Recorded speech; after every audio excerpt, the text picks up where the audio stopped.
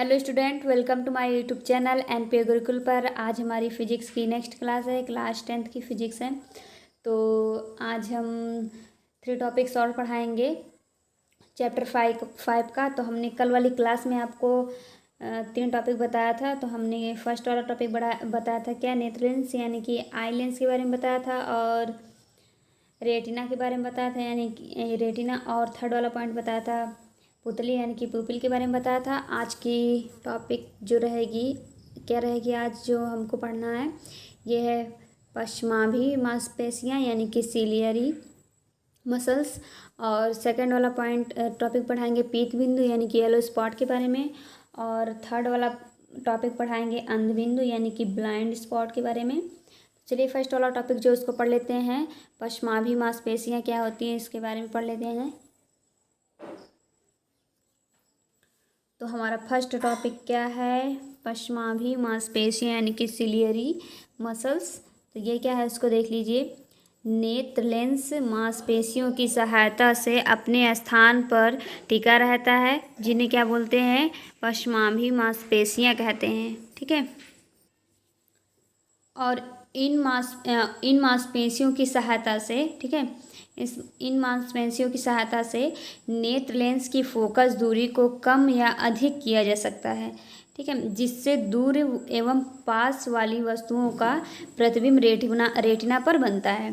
ठीक है, ये पश्चमाभी मांसपेशियाँ हैं। तो आपको फिर से हम बता देते हैं क्या हम पश्चमाभी मांसपेशियाँ, नेत्र लेंस देखिए, नेत्र लेंस मांसपेशियों की सहायता से अपने स्थान पर ही टिका रहता है, जिन्हें पश्चमाभी मांसपेशियाँ कहते हैं।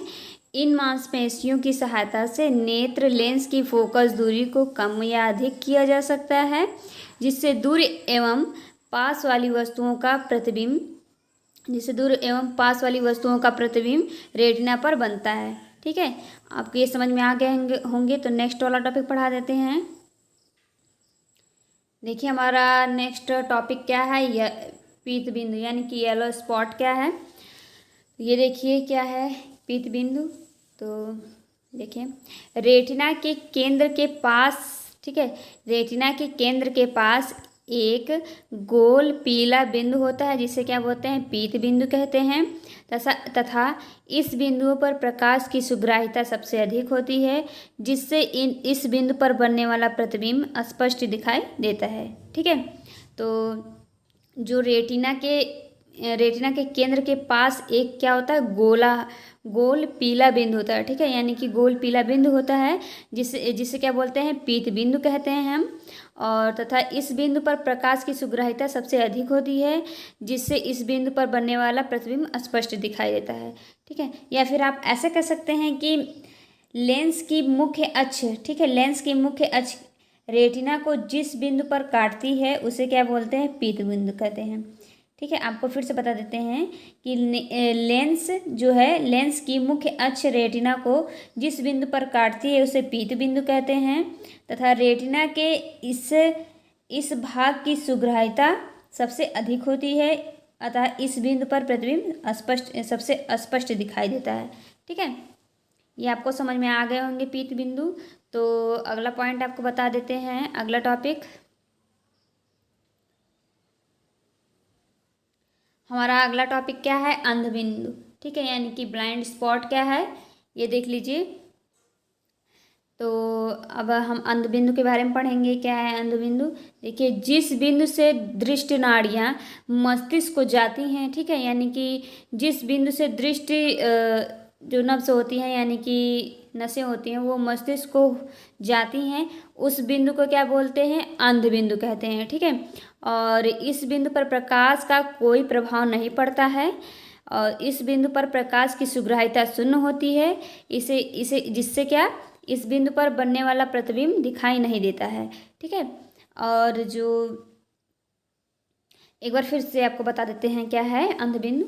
जिस बिंदु से दृष्टि नाड़ियाँ यानी कि जिस बिंदु से नर्व्स मस्तिष्क को जाती हैं, यानी कि जो नसें मस्तिष्क को जाती हैं, उस बिंदु को अंध बिंदु कहते हैं।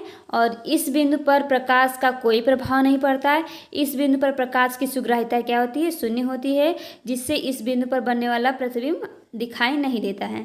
ठीक, तो आप या फिर ऐसे कर सकते हैं कि ब्लाइंड स्पॉट क्या है, यानी कि अंधबिंदु एक प्रकार से और बता देते हैं आपको वार करके। देखिए, आप ऐसे कह सकते हैं कि जिस स्थान से प्रकाश तंत्रिकाएं रेटिना को छेद कर मस्तिष्क को जाती हैं, उस स्थान की प्रकाश के लिए सुग्राह्यता शून्य होती है। ठीक है, उस स्थान की प्रकाश के लिए सुग्राह्यता क्या होती है?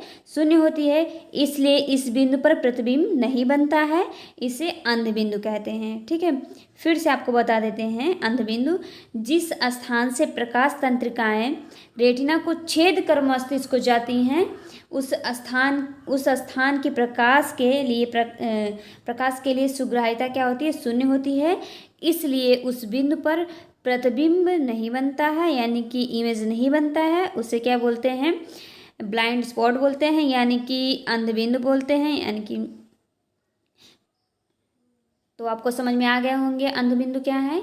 तो फिर से आपको बता देते हैं अंधबिंदु, जिस स्थान से प्रकाश तंत्रिकाएं रेटिना को छेद कर मस्तिष्क को जाती हैं, उस स्थान की प्रकाश के लिए सुग्राह्यता शून्य होती है। इसलिए उसे क्या बोलते हैं? इसलिए उसे अंधबिंदु कहते हैं। और इसलिए इस बिंदु पर प्रतिबिंब नहीं बनता है। ठीक, प्रकाश की सुग्राह्यता, अंधबिंदु में प्रकाश की सुग्राह्यता शून्य होती है, जिससे क्या होता है? अंधबिंदु जिससे कि प्रतिबिंब नहीं बनता है। तो आपको समझ में आ गए होंगे अंधबिंदु क्या है। तो अगली क्लास हमारी कल चलेगी। कल वाली क्लास में हम आपको और भी 1-2 टॉपिक और बच्चे उसको भी पढ़ा देंगे।